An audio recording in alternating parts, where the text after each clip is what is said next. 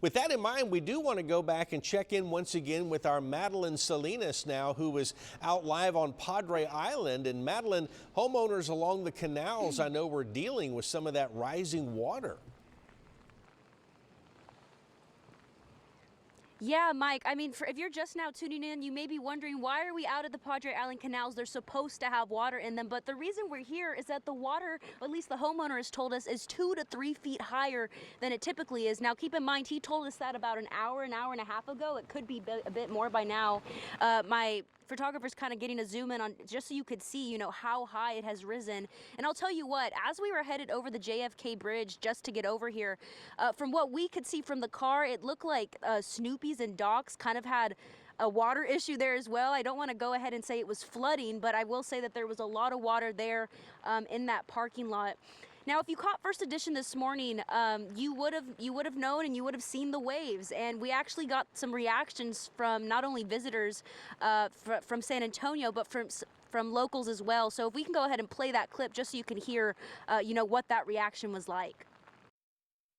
We've had a couple of bad storms where, the canal level has risen to about what it is now. And higher, we've had higher water than this. But this is about what happens when we get a severe type storm, severe weather through the Gulf of Mexico and along the Gulf Coast like this. The water does rise out here, and it's doing it again right now.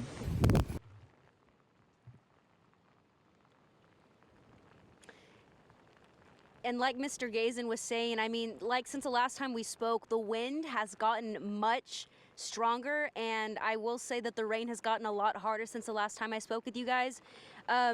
Earlier this morning, we were also talking to Mr. Josh Chapman, and we just got off the phone with him just before we got on, who tells us that all the access roads to get to the beach are completely covered with debris. We don't have any pictures to show you that, but again, we just got off the phone with him, and he was telling us that whereas this morning when we spoke with him, it was just one road that was kind of covered in debris, he says now all access roads are pretty much covered in debris. So again, if you're going to be heading out to the beach, probably don't, or just be very, very careful. Those roads are going to be a little bit hard to get around.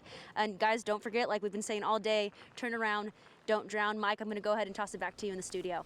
All right, Madeline, thanks for that. And of course, we did recognize the fellow we were able to interview there, former 3 News anchor Joe Gazin, who graciously allowed us to speak with him as he has a home out there along on Padre Island. And so